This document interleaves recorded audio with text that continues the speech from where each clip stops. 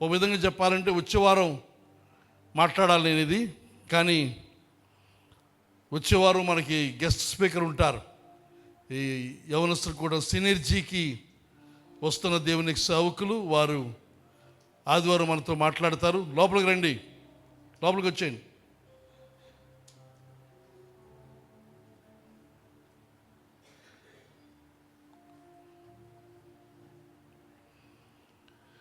ఆ కారణం చేత నేను మాట్లాడాలని ఆశిస్తున్నాను. అది వచ్చే ఆదివారానికి ఒక ప్రత్యేకత ఉంది. ఆ ప్రత్యేకతను దృష్టిలో పెట్టుకొని ఈ సినర్జీ 5-6 తేదీలని నిర్ణయించడం జరిగింది. మీరు ఎవరికైనా గుర్తుందా? ఏటమ్మా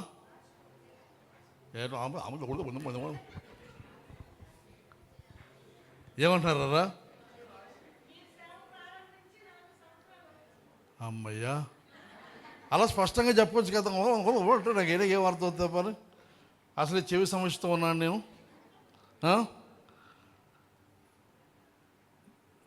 వచ్చే ఆదివారానికి మేము పాల్గొండ వచ్చి 40 సంవత్సరాలు అవుతుంది. 7th June 1986 వచ్చాం. అది శనివారం వచ్చి ఆదివారం ఆరాధన స్టార్టింగు. మరి అవన్నీ తర్వాత చెప్పుకుందాం. అయితే 40 సంవత్సరాలు అయింది కనుక దీన్ని 40 అన్నప్పుడు ఇది రూబీ జూబిలీ. వచ్చే వారం లేకపోతే వచ్చే వారం నుంచి ఆ సంవత్సరం అంతా రూబీ జూబిలీ ఇయర్ అని చెప్పొచ్చు. అయితే ఇంతవరకు ఏ జూబిలీ కూడా మనం సెలబ్రేట్ చేయలేదు. 10 కానీ 15 కానీ సిల్వర్ కానీ ఏవి మనం చేయలేదు. చేయకూడదని ఉద్దేశం కూడా ఉంది. అంటే చేయలేదు ఎందుకనంటే చేసింది ఏమిటి, సాధించింది ఏమిటి అనే ఆలోచనతో దాన్ని పెద్ద సందడి చేయలేదు. అలాగే 40 కూడా ఏమీ చేయడం లేదు. దీని గురించి కూడా మీరు ఎవరు కంగారు పడకండి, హడావుడి పడకండి. ఏమీ చేయవలసిన అవసరం లేదు, చెయ్యొద్దు కూడాను.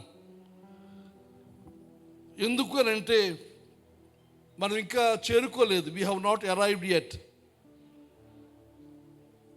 మన పని పూర్తి కాలేదు. లేకపోతే ఇంత సాధించాం అని చెప్పుకోవడానికి కూడా ఏమీ కనబడడం లేదు. పూర్తిగా సంతృప్తి లేదు,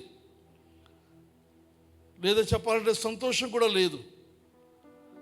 ఇంకా అనిపించేది ఏమిటంటే ఫెయిల్యూర్, ఓటమి అనిపిస్తుంది. ఇంకా ఒక్కోసారి అనిపిస్తుంది ఒకవేళ తప్పిపోయామేమో, మిస్ అయిపోయామేమో అనే అనుమానం ఉంది. ఇంకా చాలాసార్లు చాలా ఎక్కువగా నేను చేసే ప్రార్థన, ఒకవేళ మమ్మల్ని దాటిపోయావేమో. ఇలాంటి అనేకమైన భావావేశాలు ఉన్నాయి. ఇంకంతా కలిసి చెప్పాలంటే వి డోంట్ అండర్స్టాండ్, అర్థం కావడం లేదు. అది ఇవన్నీ మీలో ఒక నిరాశ, నిస్పృహ కలిగించడం కోసం కాదు, కానీ ఆ కారణం చేత ఇవన్నీ, ఈ రకమైన ఇంకనేకమైన ఇతర భావావేశాలు ఉన్న కారణం చేత ఏమీ సెలబ్రేట్ చేయట్లేదు. తర్వాత ఇంకొక కారణం, 5 సంవత్సరాలు 10 సంవత్సరాలు చూసి చాలామంది 2 సంవత్సరాలకి సెలబ్రేషన్, 5 సంవత్సరాలకి సెలబ్రేషన్ చేస్తున్నారు.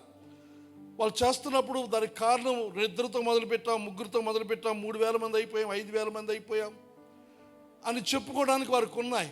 కానీ మనకు అలా చెప్పుకోవడానికి ఏమీ లేని పరిస్థితి. అతను ఇంకొక కారణం చెప్తాను. ఇదేంటంటే సాధారణంగా ఈ జూబిలీల్లో జరిగేది ఏమిటంటే మనుషులకు, వ్యక్తులకు గొప్పతనము, మాటలు, పొగడ్తలు, శాలువాలు, సన్మానాలు, దండలు ఇవన్నీ జరిగి అసలైన వారికి అనగా దేవునికి చెందవలసిన ఘనత దేవునికి చెందకుండా పోతూ ఉన్న ప్రమాదం ఉంది. వ్యక్తి పూజ జరిగే ప్రమాదం ఉంది. ఆ కారణం చేత ఇంకో అది రెండవ కారణం, ఏ రకమైన జూబిలీలు మనం చేయకపోవడానికి. చివరికి మా వివాహం యొక్క సిల్వర్ జూబిలీ కూడా చేయలేదు. దానికి కారణం ఇవన్నీ దృష్టిలో పెట్టుకొని కానీ అంతట్లో ఈ 40 సంవత్సరాలు నేను చెప్పగలిగింది ఒకటి ఏమిటంటే, దేవుడు నమ్మదగిన వాడిగా ఉన్నాడు. ఆయన మనతో ఉన్నాడు, మాతో ఉన్నాడు. తర్వాత ఇంతవరకు గత 40 సంవత్సరాల్లో మేమన్న మాట ఏది కూడా నేల పడలేదు. ప్రతి మాటను దేవుడు నిలబెట్టాడు. అనేకమైన పోరాటాలు, సమస్యలు జరిగాయి, కానీ ఎప్పుడు కూడా ఓడిపోనివ్వలేదు ఆయన. అనేకమైన సిగ్గుపడే పరిస్థితులు సంభవించాయి, కానీ సిగ్గుపడనివ్వలేదు. మా తలలు పైకెత్తాడు ఆయన. ఈ రకంగా దేవుడు చేస్తున్న కార్యాన్ని బట్టి దేవునికి వందనాలు చెల్లిస్తున్నాను. అయితే ఈరోజు నేను మాట్లాడడానికి ప్రారంభిస్తున్న అంశం, చాలా విషయాలు నా హృదయంలో ఉన్నవి, కానీ ఈరోజు రేపు వచ్చే ఆదివారం యొక్క ఆ రూబీ జూబిలీని దృష్టిలో పెట్టుకొని కొన్ని వాటిని ప్రారంభించాలని ఆశిస్తున్నాను. ఇది తర్వాత ఇంకా కొన్ని రోజులు, కొన్ని వారాలు వెళ్తుందేమో, లేక వేరేగా చేస్తామేమో. అదేదనగా ఈ 40 సంవత్సరాలు గురించి ఇది కొంతకాలంగా నాలో ఆలోచన వస్తుంది, తలస్తున్నాను, సిద్ధపడుతున్నాను. అయితే ఈ రూబీ జూబిలీ సమీపిస్తూ ఉంటాడుగా చాలా బాధతో, ఇంకా చెప్పాలంటే నిరాశతో ఈ 40 గురించిన స్టడీ, పరిశోధన మొదలుపెట్టాను. చదువుతున్నాను. ఎక్కడ దీని గురించిన సమాచారం ఉన్నా అది చదువుతూనే ఉన్నాను, పరిశీలిస్తున్నాను, స్టడీ చేస్తూ ఉన్నాను. చేస్తూ ఉన్నప్పుడు నిరాశతో మొదలైన ఈ స్టడీ, ఈ చదువు ఒక ఉజ్జీవాన్ని, ఉత్సాహాన్ని, ఆనందాన్ని, భవిష్యత్తు కొరకైన ఒక ఆశతో ముందు కొనసాగుతున్న దాన్ని బట్టి దేవునికి వందనాలు చెల్లిస్తున్నాను. కనుక ఈ 40 గురించి దేవుడు నాతో మాత్రమే కాకుండా మనందరిలో కూడా ఒక అవగాహన కలిగి ఇక్కడ నుండి మనం ముందు కొనసాగవలసిన అవసరం ఉంది. చాలాసార్లు 40 అనగానే అంతం అని భావిస్తూ ఉంటాం, కానీ నేను పరిశీలించగా వాక్యమంతా చదువుగా కనబడిన సత్యవేదన అంతము కాదు. It is a new beginning, ఒక క్రొత్త ప్రారంభం. అయితే క్రొత్త ప్రారంభం అనే మాట చాలా కాలంగా అంటూ ఉన్నాం. లేకపోతే అన్ని దానికంటే చెప్పాలంటే దేవుడు ఎన్నో సంవత్సరాలుగా ఈ కొత్త ప్రారంభాన్ని గురించి నాలో కార్యం చేస్తూ ఉన్నాడు. ముఖ్యంగా నేను డాక్టరేట్ పూర్తి చేసి వస్తున్నప్పుడు, ప్రభు భవిష్యత్ ఏమిటి 2010లో దేవుని అడిగినప్పుడు, దేవుని ప్రార్థించినప్పుడు ఆయన చెప్పింది అదనగా, నీ క్లాస్ రూమ్ టైం అయిపోయింది, ఇదో న్యూ బిగినింగ్. కనుక చదివే టైము, క్లాస్ రూమ్లో కూర్చునే టైం అయిపోయింది. నువ్వు నేర్చుకున్నది అవలంబించే పనిలోనికి ప్రవేశిస్తున్నావని ఒక క్రొత్త ప్రారంభం. ఇంక దానికి ముందు నుండి కూడా ఆ క్రొత్త ప్రారంభాన్ని గురించిన సూచనలు, లేకపోతే సైగలు దేవుడు చేస్తూనే ఉన్నాడు. అయితే అలా చెప్పిన తర్వాత ఇప్పుడు ఈ 10-15 సంవత్సరాలు అయ్యింది. అది ఎప్పుడు క్రొత్త ప్రారంభం అనుకునే పరిస్థితులు ఆలోచిస్తూ, ఒకవేళ అది లేదేమో, చెప్పాను కదా, చాలా ఆలోచనలు, ఆశలు, నిరాశలు, వీటన్నిటిలో ఒకవేళ maybe we have missed it, or maybe we have lost it అనే భయము, ఆలోచనతో ఈ యొక్క 40 గురించి పరిశీలించడం మొదలుపెట్టాను. బైబిల్లో చూస్తే 150 సార్లు కంటే ఎక్కువ సార్లు ఈ 40 అనే సంఖ్య మనకు కనబడుతుంది. ఈ 40 సంవత్సరాలు, రోజులు, తర్వాత అలా 40 చాలా సార్లు మన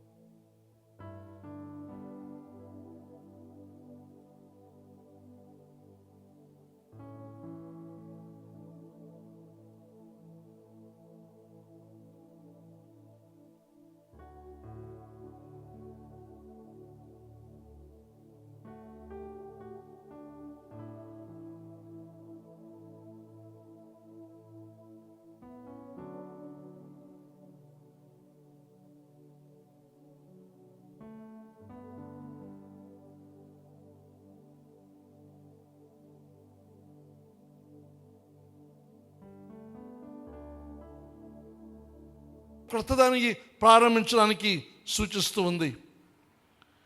ఈ మార్పులు కూడా చూసినప్పుడు ఎలాంటివనంటే,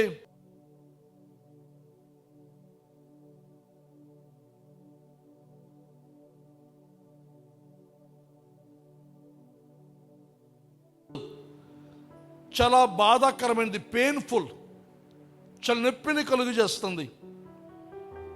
తరువాత ఈ కాలము విల్డర్నెస్ సీజన్స్, అనగా అరణ్యములో సంచరించే కాలం.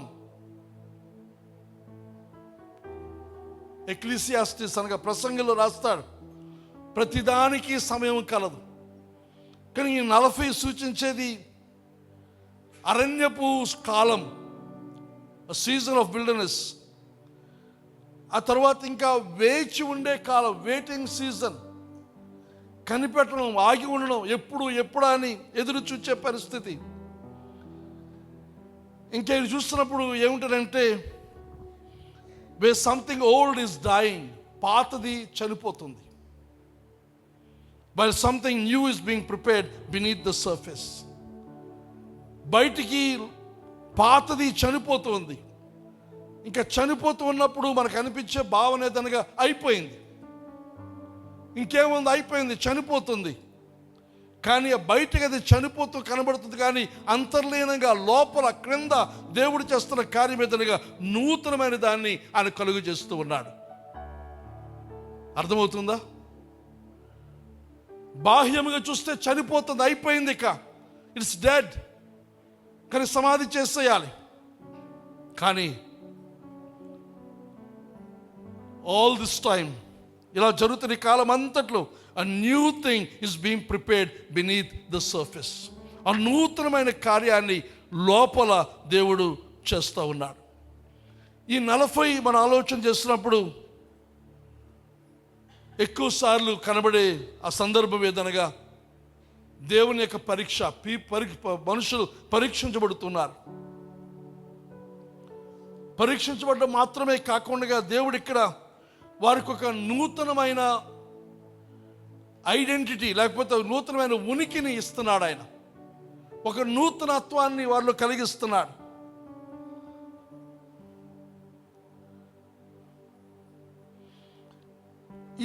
ఇవన్నీ కూడా, ఈ పరీక్ష, ఈ నూతనత్వాన్ని ఇవ్వడం కూడా చేస్తూ, ఇందులో దేవుడు చేస్తున్న కార్యం ఏదనగా ఒక నూతనమైన ప్రత్యక్షత ఇస్తున్నాడు, రెవల్యూషన్.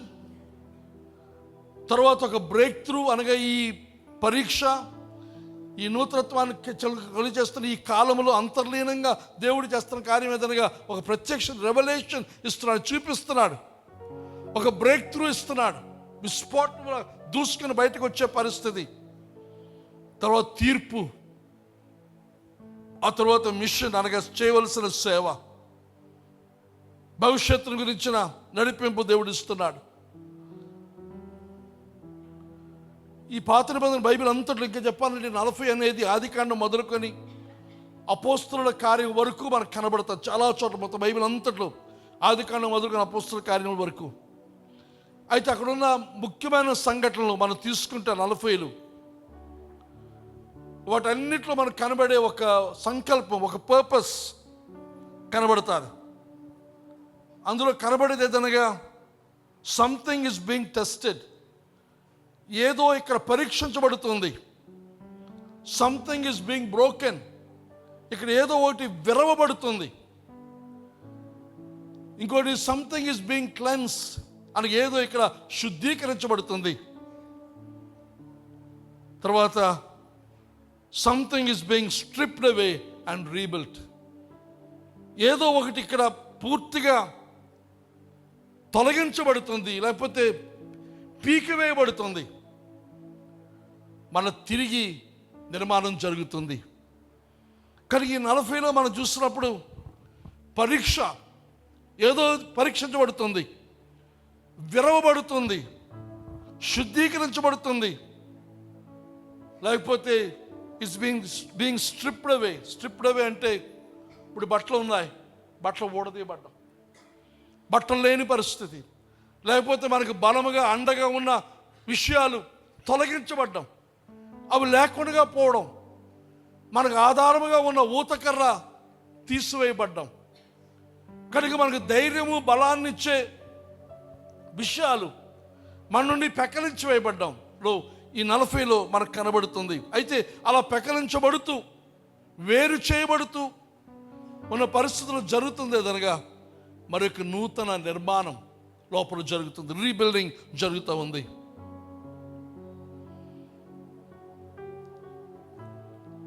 తర్వాత and when the 40 is over, ఈ 40 అయిపోయిన తర్వాత, ఎప్పుడే కాదర్రా, ఈ 40 అయిపోయిన తర్వాత ప్రతి సందర్భంలో ప్రతి 40 తర్వాత మనం గమనిస్తే సంథింగ్ ఎంటైర్లీ న్యూ బిగిన్స్. ప్రతి సందర్భంలో కూడా ఒక నూతనమైనది తిరిగి ప్రారంభమవుతుంది. కనుక 40 అనేది మనం చూసినప్పుడు ఇది పరీక్ష, పరిశోధన, ట్రయల్ అండ్ ట్రాన్సిషన్. ఒక దాని నుండి ఇంకో దానికి మనం వెళ్ళడం. ఈ 40 అనే సంఖ్య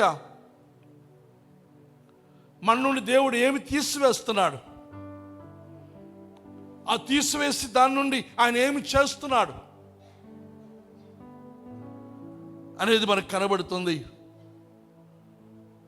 ఇక్కడ ఈ 40లో చూసినప్పుడు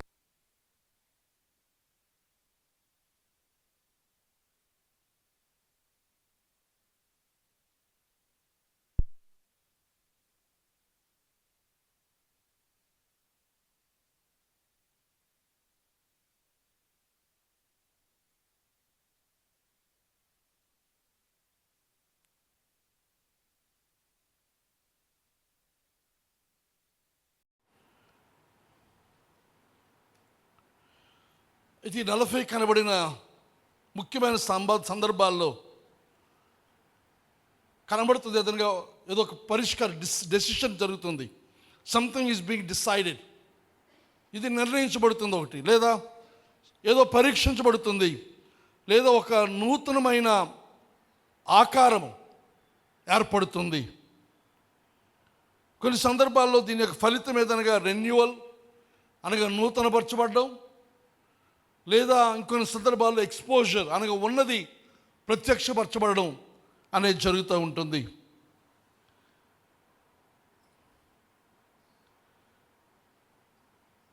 తర్వాత ఇంకా చెప్పాలంటే 40లో ప్రవేశించింది, 40లోకి ప్రవేశించింది, పరీక్షించబడి దాని ద్వారా ఒక నూతనమైన సృష్టిగా 40లో నుంచి బయటకు వస్తుంది.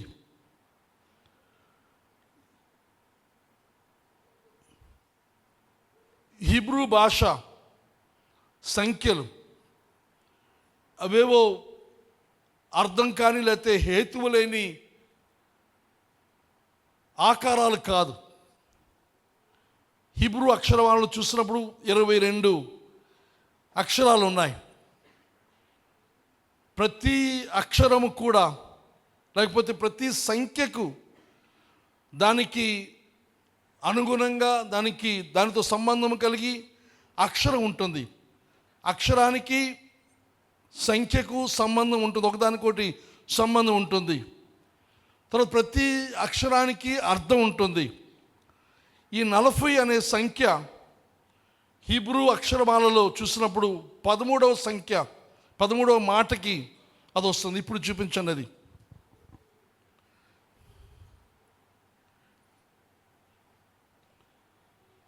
లోపల ఆర్కైవ్స్లో పెట్టేశారా?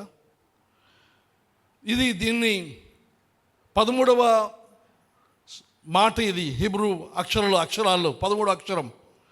దీన్ని మెమ్ అని మనం చెప్పుకోవచ్చు, కానీ దాని పలకడం వేరేగా ఉండొచ్చు, కానీ మనకు అర్థమయ్యే రూపంలో చెబుతూ ఉన్నాను. మొదటి చూపించాను. ఈ రెండవది చూస్తున్నారు కదా, అది మొదటిది. తర్వాత ఇది రెండు కూడా ఒకటే, రెండు కూడా మెమ్ అని చెప్పి మనవి చేస్తూ ఉన్నాను. అయితే దీనికి ముందు అలలు సముద్రం ఏమైనా ఉందా ఫోటో? అది లేకపోతే వదిలేండి. అది ఇప్పుడు ఈ రకంగా ఈ అక్షరాలు మారాయి. కానీ అక్షరం యొక్క ప్రారంభంలో చూస్తే, ఆదిలో చూస్తే ఈ అక్షరానికి వారు వాడిన చిత్రం ఏదనగా ఒక సముద్రము, అలలు, తుఫానుతో కూడిన సముద్రాన్ని సూచిస్తూ ఈ యొక్క అక్షరం ఉందని మనవి చేస్తూ ఉన్నాను. అనగా అలలతో కూడిన నీరు. తర్వాత ఈ అక్షరాల్లో చూసినప్పుడు ఈ అక్షరం మెమ్ అనేది రెండవదేమో ఏదైనా ఒక వాక్యంలో, ఒక వర్డ్లో, ఒక మాటలో చెప్పాలంటే ఈ ఖాళీ ఓపెన్ అయిన దాంతో మొదలవుతుంది, ఈ క్లోజ్ అయిన దాంతో ముగింపు అవుతుంది ఆ మాట. తర్వాత ఈ మాట ఇది నీటు మాయం అనే పదానికి ఈ పదాన్ని వాడతారు.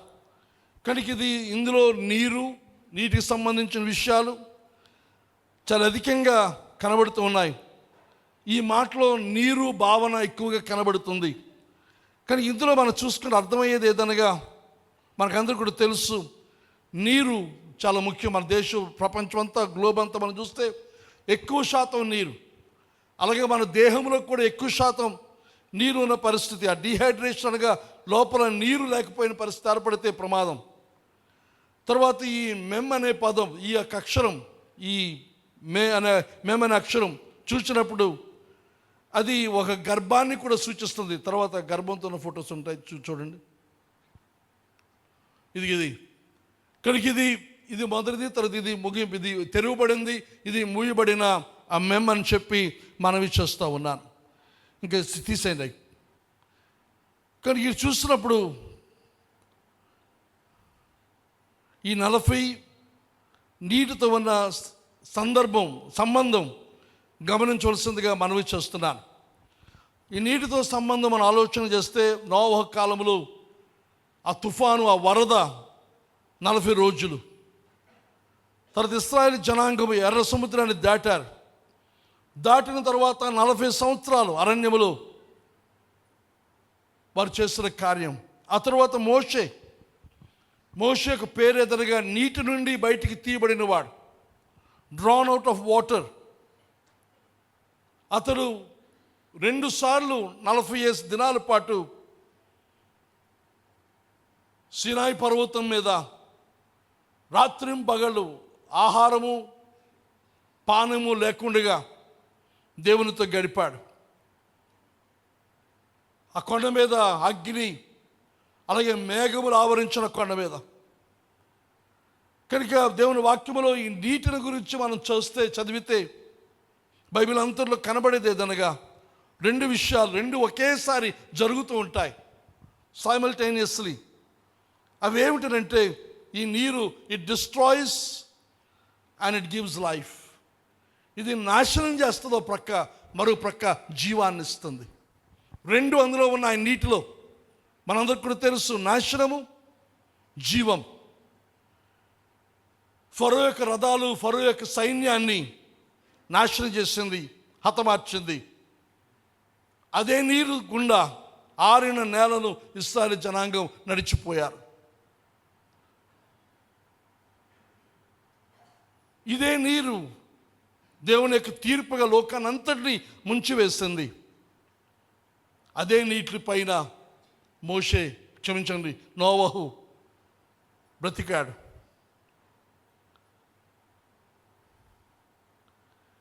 కనుక ఈ యొక్క 40, ఈ మెమ్ అనే ఈ పదం, ఈ 40 యొక్క విలువ కలిగిన ఈ పదం ఈ రకంగా ఒక ఖచ్చితమైన ఒక అడ్డు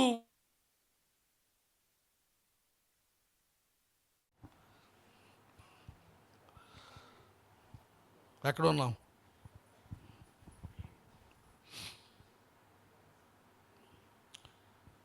మీకు అర్థమవుతుందా లేకపోతే విసుగొస్తుందా? నిజమేనా?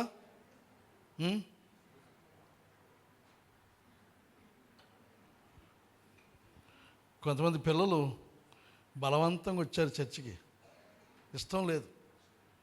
అమ్మ నాన్న తిడతారు, కొడతారు, మధ్యాహ్నం భోజనం పెట్టరని వచ్చారేమో. అలా ఉన్నాయి కొంతమంది ముఖాలు. ఏదో ఒకటి ఇప్పుడు ఇది చంపేస్తారు.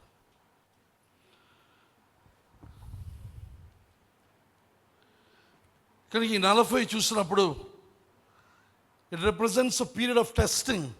పరీక్షించే కాలం. ఇంకా ఈ సంఖ్య ట్రయల్, ఒక విచారణ చేసే కాలం, ఒక తీర్పు తీర్చబడే కాలం. దాని తరువాత జరగబోయేది రెన్యువల్, అనగా నూతనపరచడం, లేకపోతే ట్రాన్స్ఫర్మేషన్, సమూలమైన మార్పు కలిగే పరిస్థితి. ఈ విధానం, ఈ ప్యాటర్న్, ఈ పద్ధతి దేవునికి వాక్యంలో మాటి మాటికి కనబడుతూ ఉంది.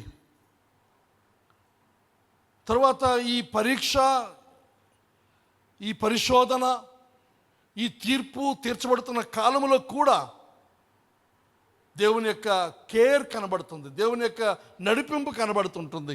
పూర్తిగా దేవుడు వదిలేసిన కాలం కాదు ఇది. మనకు అనిపిస్తుంది దేవుడు లేడు, ఈ 40 సంవత్సరాలు ఏమి సాధించామనిపిస్తుంది. ఆ రకంగా విచారణ, పరిశోధన జరిగే కాలంలో కూడా ఆయన కృపను చూపిస్తున్నాడు. హబక్కూకు గురించి మనం చదివాం, హబక్కూకు కొంతకాలంగా మనం ధ్యానం చేస్తాం. ఆయన కోపించుచూనే వాత్సల్యం చూపమని హబక్కూకు అడిగాడు. అది దేవుని యొక్క స్వభావం. అది ఆ స్వభావాన్ని అనుసరించే హబక్కూకు ప్రార్థన చేస్తున్నాడు, కోపించుచూనే వాత్సల్యం. ఒకవేళ గత 40 సంవత్సరాల్లో దేవుని కోపం ఉన్న, అందులో ఆయన కృపను చూపించాడు. He was kind to us. మన కనికరంతో ప్రవర్తించాడు ఆయన. ఇది ఒకవేళ పరీక్షించబడే కాలమైనట్లయితే, ఆ పరీక్షించబడే కాలంలో కూడా ఆయన మనతో ఉన్నాడు. ఆయన మనం పరీక్షించబడుతున్నప్పుడు చూస్తున్నాడు. ఆయన మన మంచిగానే ఉన్నాడు. ఆయన ఇంకా చెప్పాలంటే వాక్యం మనం చూస్తాం, నూతన నిబంధనలో మనం సహించగలిగిన దానికంటే అధికమైన శోధన మన మీదకి రానివ్వడు ఆయన. ఎంత కృప! మన శక్తిని పరీక్షిస్తాం, కానీ పరీక్షించే టైంలో మనం నాశనం అయిపోవాలని కోరుకోడు ఆయన. ముఖ్యంగా ఇది వెండిని శుద్ధి చేస్తున్న సందర్భం జ్ఞాపకం వస్తుంది. వెండి కొలిమిలో పెట్టి శుద్ధి చేస్తూ ఉన్నప్పుడు ఆ కంసాలి దగ్గరికి ఒక ఆమె వెళ్ళి చూస్తూ, అయ్యా మీకు ఎప్పుడు ఇది పూర్తిగా శుద్ధి అయిందని మీకు తెలుస్తుంది? ఎంతసేపు దీన్ని కొలిమిలో ఉంచుతారు, ఎంతసేపు అగ్నిలో ఉంచుతారు అని అడిగితే ఆయన చెప్పాడట, అందులో ఆ వెండిలో నా ప్రతిబింబం కనబడినంత వరకు దాన్ని అలాగో కొలిమిలో నేను ఉంచుతాను. ఎప్పుడైతే నా ప్రతిబింబం, నా రూపం కనబడుతుందో, అద్దంలో చూసినట్టుగా నాకు కనబడుతుందో, దాని పని పూర్తయింది, నేను ఇప్పుడు బయటికి తీస్తాను. కనుక ఒకవేళ ఈ 40 అనేది పరీక్షించబడే సమయం అయినట్లయితే, అది ఎంతవరకు అనగా ఆయన ప్రతిరూపం మనలో ఏర్పడినంత వరకు, ఆయన వలె మనం మారినంత వరకు. అది అయిన వెంటనే ఆ కాలం అయిపోతుంది, ఆ పీరియడ్ అయిపోతుంది, ఆ సీజన్ అయిపోతుంది. అయితే అందులో కూడా చాలా మంచిగా, యోగ్యముగా మన పరీక్ష కాలంలో మనతో ఉన్నాడు ఆయన, మనం విడిచిపెట్టి వెళ్ళిపోలేదు. తర్వాత ఇంకా చెప్పాలంటే ఈ 40లో he never forgets to provide provision for our sustenance. మనం జీవించడానికి, మనం బ్రతకడానికి మనకు కావలసినవి ఇవ్వకుండా ఆయన చేయడం, ఆహారం ఇస్తాడు, పోషిస్తాడు. ఇంకా ఆత్మీయంగా ఈ సందర్భాన్ని మనం ఆలోచన చేస్తే, ఒక ప్రత్యేకమైన ఆత్మీయ మూమెంట్, ఆత్మీయ విషయాన్ని సూచిస్తుంది. a period of preparation before the fulfillment of God's purpose. దేవుని యొక్క సంకల్పం నెరవేర్చబడడానికి ముందు ఆయన సిద్ధపరిచే కాలము ఈ 40. ఈ మాటను బాగా హత్తుకుంది. a period of preparation before the fulfillment of God's purpose. దేవుని యొక్క సంకల్పం, దేవుని యొక్క చిత్తం నెరవేర్చబడడానికి ముందు సిద్ధపరిచే కాలం ఇది ఈ 40. కనుక బైబిల్ యొక్క చరిత్రలో మనం గమనిస్తే 40 అనేది సంఖ్య మాత్రమే కాదు, సంఖ్య కంటే ఎక్కువ. ఈ 40 అనేది ఈ యొక్క సందేశాల ద్వారా మీలో, మనందరిలో ఓ ప్రోత్సాహం, ఎంకరేజ్మెంట్ కలగాలి. ఎంకరేజ్మెంట్ మాత్రమే కాకుండా ఒక డైరెక్షన్, ఒక దిశ నిర్దేశం మన జీవితాల్లో జరగాలి. ఈ 40లో ఒక ఆశ, నిరీక్షణ, హోప్ మనలో పుట్టాలి. హోప్తో పాటు విశ్వాసం జోడుగా వస్తాయి. మన యొక్క వేచి ఉండే ఈ కాలంలో, మన యొక్క వెయిటింగ్ సీజన్లో ఇంకా మనం పెనుగులాడుతూ ఎదుగుడు కొరకే మనం తాపత్రయపడుతున్న ఈ పరిస్థితులలో ఈ 40 గురించిన సందేశాలు మనలో ప్రోత్సాహాన్ని, బలాన్ని ఇవ్వాలని ఆశిస్తున్నాను. ఇప్పుడు మనం ఉన్న సమయం పరీక్షించబడుతున్న కాలం, పరిశోధించబడుతున్న కాలం, లేక ఒక దాని నుండి ఇంకో దాంట్లోనికి మజిలీ జరుగుతుంది, ప్రయాణం జరుగుతుంది, ట్రాన్సిషన్ జరుగుతూ ఉంది. కనుక బైబిల్లో ఉన్న ఈ 40లు మనం చూద్దాం. అయితే ఈరోజు మొట్టమొదటి 40 వీళ్ళంత తక్కువ మాటలు చూచి మనం ముందుకు కొనసాగుదాం. ఈ మొదటి 40 ఎక్కడ కనబడుతుందనంటే ఆదికాండంలో కనబడుతుంది. మీరు ఇంటికి వెళ్ళిన తర్వాత మీ అందరికీ హోంవర్క్ ఏమిటంటే ఆదికాండం 6, 7, 8 ఈ 3 అధ్యాయాలు చదవండి. ఆదికాండం 6, 7, 8, 9 కూడా 9 అధ్యాయం 17వ వచనం వరకు చదవండి. 6, 7, 8, 9 9 అధ్యాయంలో 17 వచనం వరకు చదివితే సరిపోతుంది. ఇక్కడ చూస్తున్నప్పుడు ఆదికాండం 7 అధ్యాయం మనం చూస్తే దేవుడు అప్పటికే మాట్లాడి ఉన్నాడు. God he's already spoken. దేవుని యొక్క మాటకు లోబడి నోవహు ఓడ కట్టాడు. తర్వాత జంతువులన్నిటి కూడా ఓడలోనికి ఎక్కించేశారు. నోవహు తన కుటుంబం కూడా ఓడలోనికి ప్రవేశించారు. వారు వెళ్ళిన తరువాత, ఓడలోనికి వెళ్ళిన తరువాత ఆదికాండం 7 అధ్యాయం 4వ వచనంలో మనం చూస్తాం. అక్కడ ఎందుకని ఇంకను 7 దినములకు నేను 40 పగుళ్లను 40 రాత్రులను భూమి మీద వర్షం కురిపించి నేను చేసిన సమస్త జీవరాశులను భూమి మీద ఉండకుండా తుడిచివేదనని నోవహుతో చెప్పాను. వీరందరూ ఆ ఓడలోనికి వెళ్ళిపోయిన తర్వాత మరొక 7 రోజులు సమయం తరువాత, 7 రోజుల తరువాత వర్షం మొదలవుతుంది. అప్పటికి నోవహు వయస్సు 600 సంవత్సరాలు. ఈ 5-6 అధ్యాయానికి ముందు మనం చూస్తే మనుషులందరూ కూడా వందల సంవత్సరాలు బ్రతికారు. నోవహు 600 సంవత్సరాల వయస్సులో ఈ వరద వచ్చింది. ఓడ నుండి బయటకు వచ్చే సమయానికి 601వ సంవత్సరం నోవహుకు. అయితే నోవహు ఓడలోనికి వెళ్ళక ముందు, ఆ జలప్రళయానికి ముందు మనుషులు 100 సంవత్సరాలు జీవించేవారు. కానీ దాంట్లో వెళ్ళే ముందే దేవుడు అన్నాడు, ఇక మీద మనుషులు 100 సంవత్సరాల బ్రతకలు 120. ఆ 120 కారణం ఏదనగా ఆ ముందు అధ్యాయులు మనం చూస్తే, 6 అధ్యాయులు మనం చూస్తే మనుషుల యొక్క దుష్టత్వం, వారి చెడుతనం, వారి దుర్మార్గత, వారి ఆలోచన, వారి తలంపు కేవలం చెడ్డది. మంచి అనేది వారిలో లేని కారణం చేత మొత్తం లోకాన్ని అంతటి తుడిచిపెట్టేయడానికి దేవుడు సంకల్పించి నాశనం చేయాలని సంకల్పించినప్పుడు ఆ లోకమంతలో ఒకే ఒకడు నీతిమంతుడు నోవహు కనబడ్డాడు. ఆ నోవహుతో ఈ మాట చెప్పాడు దేవుడు. ఈ మాట చెప్పిన తరువాత నోవహు దేవుని యొక్క కొలతలు, లెక్కల ప్రకారంగా ఎలా చేయాలో, ఏదేంతో చేయాలో అదంతా కూడా లోబడి నోవహు చేశాడు. నోవహు పనిచేయడం మాత్రం చెప్పాలంటే ప్రార్థన, భక్తి, నీతిమంతుడిగా చాలామంది నీతి, ప్రార్థన అనేది దేవునికి అనుకుంటాముగా, భక్తిగా ఉండడం, ప్రార్థన చేయడం అనుకుంటాం. అది నిజమే. కానీ నోవహు జీవితంలో చూస్తే భక్తి, ప్రార్థన మాత్రమే కాకుండా దేవునికి విధేయత చూపించాడు, దేవునికి లోబడ్డాడు, చేయమన్న పని చేశాడు. ఏమిటా పని? ఒక ఓడ కట్టడం, వడ్రం పని చేయడం, కష్టపడడం, ఈ జంతువులన్నింటినీ తోలుకొని రావడం, వాటన్నింటినీ ఓడ ఎక్కించడం, వాటి కొరకు నివాసాలు ఏర్పాటు చేయడం, వాటి కొరకు ఆహారాన్ని సిద్ధపరచమని దేవుడు చెప్పిన మాట అన్నిటి కూడా చేశాడు. 2వ పేతురు పత్రిక 2వ అధ్యాయం 5వ వచనం మనం చూస్తే పేతురు రాస్తున్నాడు ఇక్కడ. 2వ పేతురు పత్రిక 2వ అధ్యాయం 5వ వచనం,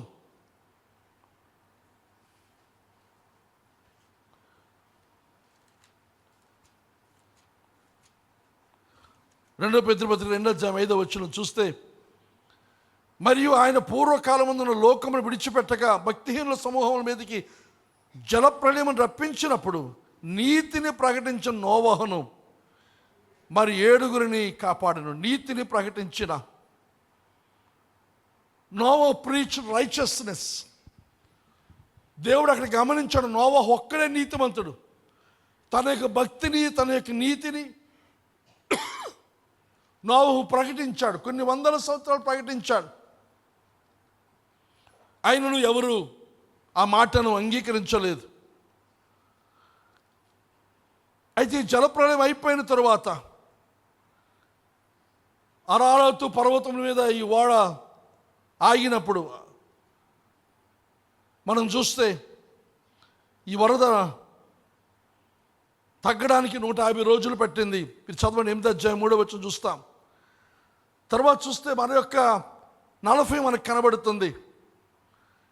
మరి యొక్క 40 రోజులు నోవహు ఆ ఓడలోనే ఉన్నాడు. ఉండి 40 రోజుల తరువాత కిటికీ తెరిచి ఒక కాకిని బయటికి పంపించాడు. 40 రోజుల తర్వాత. కానీ 8 6, 7, 8 ఇవి వచ్చే ఈ అధ్యాయాలు మీరు చదివితే ఇవన్నీ మీకు కనబడతాయని చెప్పి మనవి చేస్తూ ఉన్నాను. అయితే ఈ 40 రోజులు వర్షం కురిసిన ఆ కాలంలో జరిగిందేమిటి? ఈ వర్షం చూసినప్పుడు పైనుంచి వర్షం, క్రింద నుండి ఊటలు అన్నీ కూడా, స్ప్రింగ్స్ కింద నుండి ఊటలు అన్నీ కూడా బయటికి తన్నుకొని వస్తున్నాయి. క్రింద నుంచి నీరు, పైనుంచి నీరు 40 రోజుల పాటు ఎత్తైన పర్వతాలు మునిగిపోయిన పరిస్థితి మనం చూస్తాం. అయితే 40 రోజుల కాలంలో జరిగిందేమిటి, జరుగుతున్నది ఏమిటి అనగా శుద్ధీకరణ, క్లెన్సింగ్ జరుగుతూ ఉంది. తర్వాత సెపరేషన్, వేరు చేస్తున్నాడు దేవుడు. ఆ తరువాత ముందు కాలము, తర్వాత కాలం, 2 కాలాలుగా విడిపోయిన పరిస్థితి. తర్వాత ఇంకా ట్రాన్సిషన్, ఒక మార్పు, ఒకదాని నుండి ఇంకొకటి. ముఖ్యంగా ఆది నుండి పాపంతో నిండిపోయి, దుష్టత్వంతో నిండిపోయి, చెడుతనంతో నిండిపోయిన దాన్ని అది అంతము చేసి ఒక నూతన ప్రారంభాన్ని దేవుడు చేస్తూ ఉన్నాడు.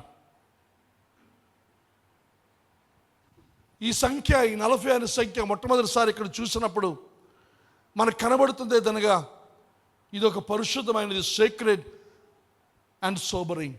పరిశుద్ధమైన అదే సమయంలో మనకు జ్ఞానం కలగవలసిన అవసరం ఉందని చెప్పి మనవి చేస్తూ ఉన్నాను. యూదులు వారి యొక్క అవగాహన ఏదనగా ఇది పరీక్షించబడుతున్న కాలము, శుద్ధీకరించబడుతున్న కాలము, ఇంకా సిద్ధపరచబడుతున్న కాలం అని యూదుల యొక్క అవగాహన. ఇంకా చూసినట్లయితే ఈ కాలము, ఆ యొక్క 40 రోజులు 40 రాత్రి పగలు ఆ కురిసిన వర్షంలో కనబడుతుంది ఏదనగా ఒక గర్భములో ఒక నూతనమైన దాన్ని పిండముగా ఏర్పడడం మనం అక్కడ చూస్తాం. పిండముగా ఏర్పడి జన్మించడం మనం చూస్తున్నాం. ఒక దైవికమైన మార్పు కలగడం చూస్తూ ఉన్నాం. ఇంకే ఆ సమయంలో యొక్క గర్భంలో ఏర్పడి ఒక ప్రసవ వేదన పడుతున్న భూమి ఈ 40 రోజుల తర్వాత ఒక నూతనమైనది జన్మించింది, నూతనమైనది ఉద్భవించింది. ఈ జల ప్రళయానికి ముందు, ఆ 40 రాత్రులు 40 పగలకు ముందు చూసినట్లయితే పాపం, దుష్టత్వము, చెడుతనము ఏమాత్రము కూడా అదుపులో లేదు. కానీ ఆ తర్వాత లోకములో పూర్తి మార్పు మనం చూస్తాం. ఇప్పుడు నోవహు ఆ ఓడ నుండి బయటకు వచ్చే సమయానికి తను ఎక్కడికి వచ్చాడనంటే ఒక నూతన సృష్టిలోనికి వచ్చాడు. అంతకుముందు సృష్టి అంతా కూడా పోయింది, లేదిక. ఆ తర్వాత ఒక నూతన నిబంధనలోనికి వచ్చాడు నోవహు. ఆ తర్వాత ఒక నూతనమైన బలిపీఠం నోవహు కట్టాడు. ఇంకా చూసినట్లయితే మానవ జాతికి ఒక క్రొత్త అవకాశం, a new chance for humanity. ఈ యొక్క జలప్రళయం, ఈ నీరు విపత్తును కలుగు చేస్తుంది. మనుషులు చనిపోతున్నారు, జంతువులు, సకల జీవరాశులు చనిపోతున్నాయి. ఎత్తైన పర్వతాలు కూడా ఈ నీటిలో మునిగిపోయిన ఈ సందర్భంలో చూసినట్లయితే క్రింద అలజడి, అల్లకల్లోలం, మరణము, దుఃఖము, వేదన జరుగుతుంటే ఆ అలల పైన ఎవరున్నారు? నోవహు. ఆ ఓడలో నోవహు ఉన్నాడు. ఈ నీటి పైన ఏ నీరైతే క్రింద అలజడి చేస్తుందో, క్రింద మరణాన్ని కలుగు చేస్తుందో, అదే నీటి పైన నడుస్తూ ఉన్నాడు. ఈ మధ్య ఎక్కువగా పాడుతున్నాం ఈ పాట. అల్లల్ల పైనే నడచిన నాదు యేసయ్యా, అల్లల్ల పైనే నడచిన నాదు యేసయ్యా, గలిబిలిని నా కలవరములను, గలిబిలిని నా కలవరములను తొలగ చేసిన కలుషహారుడా, ఆదుకోవయ్యా,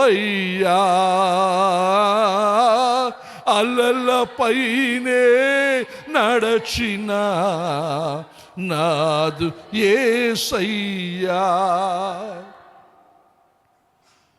అలల పైనే నోవహు తన కుటుంబం, ఆ జంతువులన్నీ కూడా ఏ అలలైతే, ఏ నీరైతే క్రింద నాశనం చేస్తుందో అదే వారిని కాపాడింది. నోవహు ప్రార్థించడం, విశ్వసించడం మాత్రమే కాకుండా విధేయత చూపించాడు, నిర్మాణము చేశాడు. నిర్మాణము చేస్తూ నీతిని గురించి బోధించాడు, అనేకులకు చెప్పాడు, జరగబోయే పరిస్థితుల గురించి వివరించాడు, దేవుని అయితే నీతిమంతులుగా జీవించాలనే సందేశాన్ని అతను ఇచ్చాడు. దీనంతటి తరువాత నోవహు యొక్క విధేయత వలన మరొక నూతన అవకాశం మానవ జాతికి దేవుడిచ్చాడు. మనము కూడా మన యొక్క శోధనలు, మన యొక్క కష్టాలు, మనకి ఇబ్బందులు ఇవన్నీ దాటి వాటికి అతీతంగా మనం ఎదగవలసిన అవసరం ఉంది. ఎలాగూ అనంటే విశ్వాసముతో, విధేయతతో. మనలో లోపిస్తున్నది, మనలో చాలామంది విశ్వాసం ఉంది కానీ విధేయత లేదు, లోబడ్డము లేదు. తెలుసు మనకి, కానీ తిరస్కారాన్నే మనం ఇష్టపడుతున్నాం. దేవుని యొక్క సంగమా, ఈ 40 ఈజ్ నాట్ ది ఎండ్. అయిపోయింది అని ఒకవేళ మీలో కొంతమంది అనుకుంటున్నారేమో, లేదా బయట ఉన్న వారు చంకలు గుద్దుకుంటున్నారేమో. ఈ జరుగుతున్న ఈ పరిణామాలు, పరిస్థితులు అన్నీ కూడా గమనించి ఇంక భవిష్యత్తు లేదు అనుకుంటున్నారేమో. కానీ దేవుని వాక్యమును బట్టి, దేవుడిచ్చిన ధైర్యముతో, దేవుడిచ్చిన మాటతో, వాగ్దానముతో నేను చెబుతున్న మాట తరగా 40 ఈజ్ నాట్ ది ఎండ్. దీనికి ఎవరు స్పందించరా? 40 is not the end, it is a new beginning. ఇది చెప్పి చెప్పి మనం విసిగిపోయామేమో. 40 is not the end, it is a new beginning, నూతన ప్రారంభం. ఇది అంతము కాదు. ఇందా చెప్పాను, మేమన్న మాట ఏది కూడా నేల పడలేదు, ఇది పడదు. 40 is not the end, but it is a new beginning. నోవహు చనిపోలేదు, నోవహు ఈజ్ నాట్ డెడ్, లేక నాశనము కాలేదు. ఆ అలల పైనే అతను నడుస్తూ ఉన్నాడు. ఓ నూతన నిబంధన, నూతన ప్రారంభం, నూతన సూచన దేవుడు నోవహుకు మాత్రమే కాకుండా లోకంలో ప్రజలందరికీ ఇచ్చాడు. మీరు ఇంటికి వెళ్ళిన చదవండి ఆ భాగం. నోవహు తండ్రి, ఇదిగో ఇక మీద జలప్రలయం చేత లోకాన్ని నాశనం చేయను, దానికి గుర్తుగా ఇదిగో ఇంద్రధనస్సు, రెయిన్బో పెడుతున్నారు. అది చూచిన సమయమందు నేను నీతో చేసిన నిబంధన నేను జ్ఞాపకం చేసుకుంటాను. నీవు ఫలించి అభివృద్ధి చెంది భూమిని నిండించు. ఏ ఆశీర్వాదం అయితే ఆదాముకి ఇచ్చాడో అదే ఆశీర్వాదం మళ్ళీ తిరిగి నోవహుకి మరొకసారి నూతనమైన ఆశీర్వాదంగా నోవహుకి ఇచ్చాడు దేవుడు. కానీ ఈ వారం రోజులు దయచేసి ఆదికాండం 6, 7, 8, 9 అధ్యాయం 17 వచ్చిన వరకు చదవండి, ప్రార్థించండి, ధ్యానించండి. దేవుడు మన ఎదుట గొప్ప కార్యాలు చేయనై ఉన్నాడు. విశ్వసిస్తే, నమ్ముట నీ వలనైతే నమ్మువానికి సమస్తము సాధ్యం. కానీ ఎవరు కూడా దయచేసి నిరాశలకు వెళ్ళకండి. నేను చెప్పాను కదా, నేను ప్రారంభం ఈ 40 గురించిన పరిశోధన నిరాశతో మొదలుపెట్టాను. ఇందులో ఏముంటుంది, అయిపోయింది కా, దేవుని యొక్క ఉగ్రత, దేవుని యొక్క తీర్పుతో ఇది ఉంది కనుక మన దీని గురించి ఇందులో నుంచి మంచే వస్తుంది. 40లో మరణమే అనే భావనతో మొదలైన ఈ యొక్క పరిశోధన, చదువు, స్టడీ చూసినట్లయితే విశ్వాసంతో దేవుడు నన్ను బయటికి తీసుకుని వచ్చాడు. ఇంకా అక్షరంలో ఉన్న విషయాల గురించి తర్వాత మాట్లాడతాను. ఇది చాలా ప్రాముఖ్యమైనది, చాలా అవసరమైనది. మరలా ఇంకోసారి చెబుతున్నాను, 40 is not the end. Ruby jubilee is not the end. ఒకవేళ ఇంతవరకు మనం సాధించింది ఒకవేళ భుజకీర్తులుగా లేకపోతే పబ్లిసిటీగా చెప్పుకోవడానికి ఏమీ లేకపోవచ్చు, కానీ బట్ దేవుడు మనల్ని నడిపించాడు. ఆయన మనం ఈరోజు ఈ స్థితిలో ఉన్నామనంటే, ఇంకెప్పుడు చాలాసార్లు చెప్తాను ఈ మాట, మేము పాలకొండ వచ్చామనంటే మా సొంత ఉద్దేశం కాదు. ఇక్కడ మాకు ఎవరు స్నేహితులు, బంధువులు, కుటుంబస్తులు ఎవరు లేరు. లేక ఇక్కడ ఉద్యోగం కొరకు నేను రాలేదు, లేదా ఎవరో పంపగా నేను రాలేదు, దేవుడు పంపగా వచ్చాం. చేసిన ప్రతి కార్యము కూడా దేవునికి లోబడే చేస్తాం, దేవుని చిత్తానికి లోబడే చేస్తాం. నా పెద్ద భయం, దేవుని చిత్తము కానిది ఏది కూడా నాకు చేయడానికి విపరీతమైన భయం, చేయలేను. ఒక నా మనసు లేకపోతే నా సామర్థ్యం, జ్ఞానం ఉన్నా అది చేయడానికి నాకు భయం. ప్రభు చిత్తము కాకపోతే ఏది కూడా ముందుకు వెళ్ళడానికి ఇష్టపడను. కానీ ప్రభు చిత్తమని నాకు తెలిస్తే మాత్రం భయం ఉండదు. నిన్ను మాత్రమే నేను నమ్మానయ్యా, నీవు మాత్రమే నా బలము, నా ధైర్యం, నాకున్న బలవంతుడు కూడా ఆయనే. కనుక దేవునికి సంగమా, ఈ 40 సంవత్సరాల కాలము వృధా అయిపోయిన కాలము కాదు. దాన్ని పరిశోధించండి, ప్రార్థించండి, చదవండి. అందరము కూడా ఒక ఏక మనస్సులకు మనం వస్తే, పోయిన వారం మనం చూచాం, మేడగదిలో శిష్యులందరూ కూడా ఏక మనస్సుతో ఆ 10 దినాలు కనిపెట్టిన తరువాత పెంతెకొస్తు పండగ దినమందు దేవుని యొక్క ఆత్మ పరలోకం నుండి దిగిరాగా వారందరూ కూడా దేవుని ఆత్మచేత నింపబడిన వారే. దేవుని యొక్క ఆత్మ వారికి వాక్శక్తి అనుగ్రహించిన కొలది వారు అన్య భాషలో మాట్లాడుతూ ఉంటుండగా ఆ మాటలు విని వారు వచ్చినప్పుడు పేతురు ప్రసంగించగా 3,000 మంది రక్షించబడ్డారు. దేవునికి సంఘమా, ఈ 40 దినముల తర్వాత, ఈ 40 సంవత్సరాల తర్వాత, ఈ రూబీ జూబిలీ తర్వాత మళ్ళీ తిరిగి మన ఆది అపోస్తుల కాలం నాటి ఆ సాక్ష్యాన్ని మనం పొందుతాం. దేవుడు మనకి ఇచ్చిన దర్శనం నెరవేర్చబడుతుంది. ఆ నెరవేర్చబడడానికి ముందు ఈ కాలం గుండా మనం వెళ్ళాం. దీని తర్వాత గొప్ప బ్రేక్ త్రూ మనం పొందనై ఉన్నాము. విశ్వాసంతో బలము కలిగి మనం ముందుకు వెళ్దాం. దేవుడి సందేశాన్ని మనందరి వెనుకల్లో ఆశీర్వదించును గాక. ఆమేన్.